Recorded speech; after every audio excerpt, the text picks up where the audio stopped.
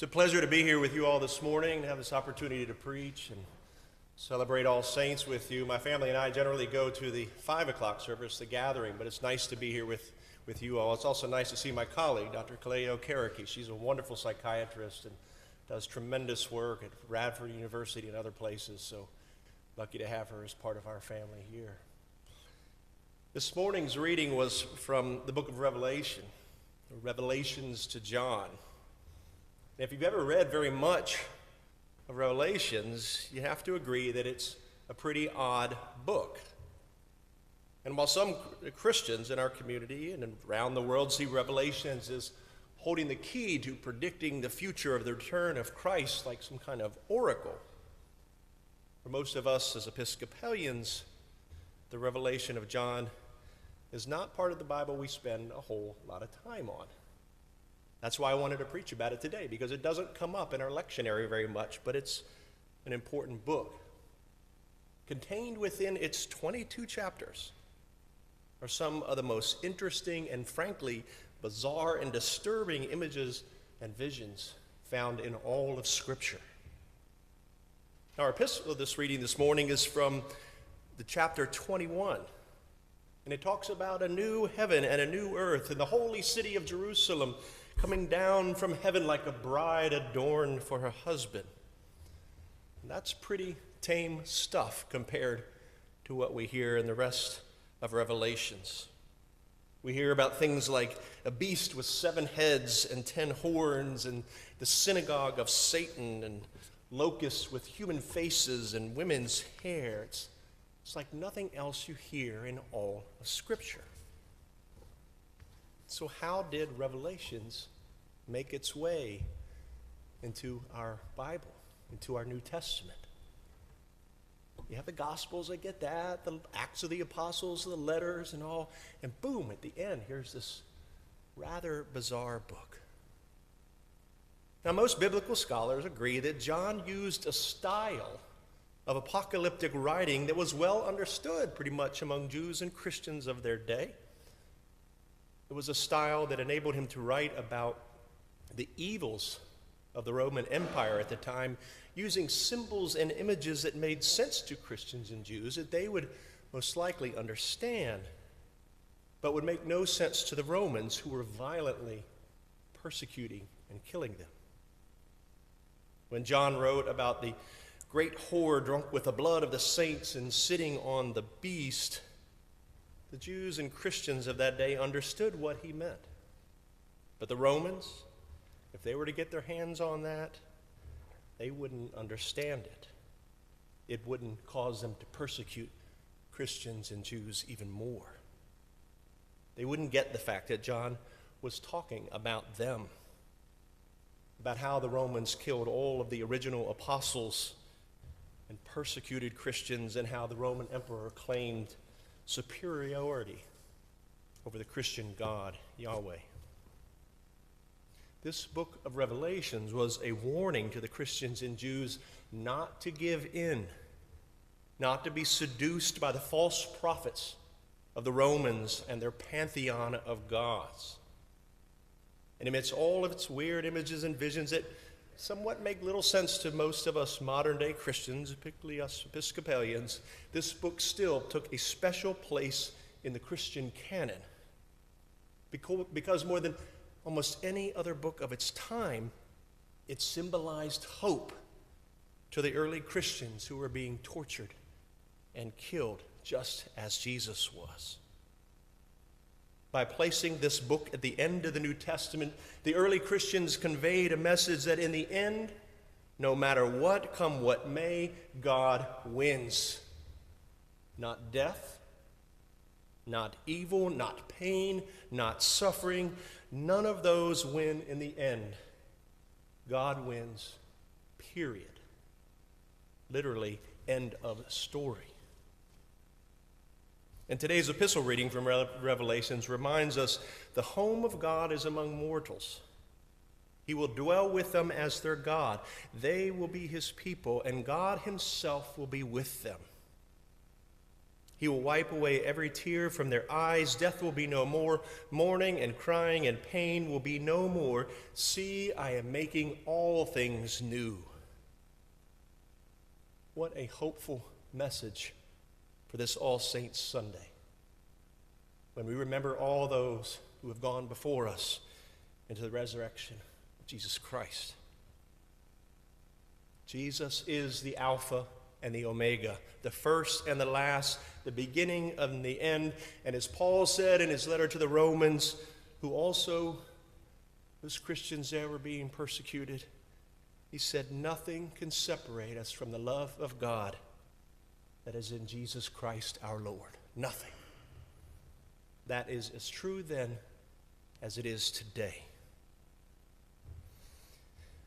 I know there are a lot of folks who struggle to find hope these days.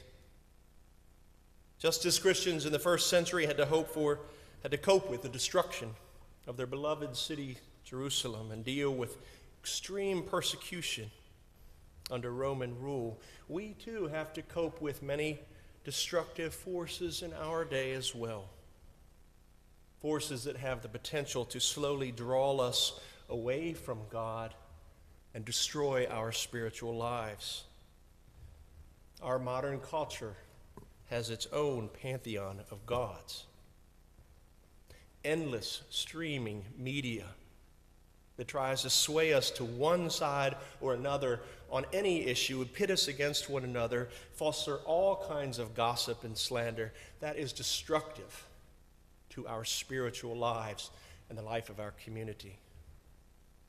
The constant presence of that otherworldly World Wide Web, which certainly has great potential for good, can also destroy our spiritual lives if we let it draw our attention away from one another and into our own little virtual worlds.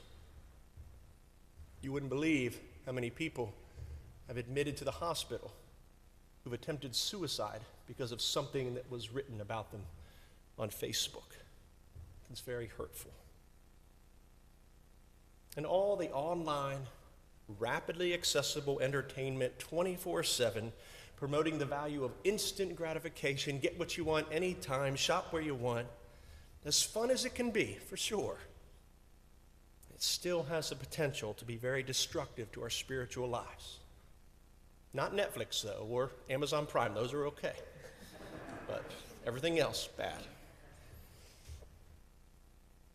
You see, at its core, Christianity is a relationship-oriented religion.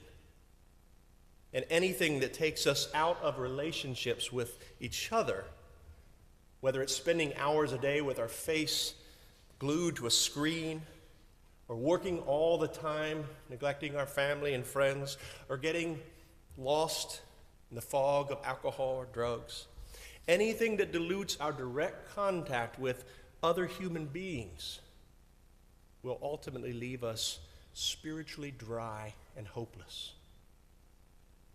We need each other. I think most of us do the best we can to try to nurture our spiritual lives. We try to pray. We come to church, maybe even make a contribution during the stewardship season to help fuel the ministry of the church. But is that enough to fight that pantheon of modern gods who vie for our attention? I try my best to pray, but I have to be honest, I'm not the best at it. Most of my prayers usually involve sports or thanking God for something that has gone well. It's often an afterthought. I thank God for resurrecting my Redskins this year, and I pray they may continue to lead the NFC East. I thank God for the relatively good season my Virginia Cavaliers have had so far, no offense. Pray they might even get a bowl game. But I know in my heart that such prayers are like those of a child and do not really help me grow spiritually. And I don't think I'm alone in that. What I do know, and what I've learned over the last 25 years, is that what we may lack in prayer, we can make up in presence Not Christmas presents, but presence, being with people the way Jesus came and dwelt among us. God became present with us in Jesus to connect with us. And that shows our need to connect to one another. By being present with people when they are sad or grieving or in pain, even if we don't say anything, that has tremendous power to promote healing and restore hope. Look at Pittsburgh, where people of all faiths got together after that horrible shooting in the synagogue. They got together and said, this is wrong. This is not who we are. That type of fellowship, that stirs spiritual growth. Stepping outside of our comfort zones to be present with people who are in need in one way or another helps us grow spiritually. Helping serve and minister to the homeless, to those who are without food, to those who lose their jobs unexpectedly and can't pay their bills. By helping the least of these, we have the opportunity to serve God and to grow spiritually and restore hope. Taking time to listen to and comfort someone who has been victimized by violence or discrimination, and coming to terms with our own tendencies to discriminate. These afford us real opportunities to grow spiritually. I know I've tried my best as a psychiatrist and as a priest to minister to those with severe mental illness and those riddled with despair and shame, often to the point of death, using medicines and therapies and simple kindness sometimes to bring hope and light into the darkness experienced by so many people I've known over the years.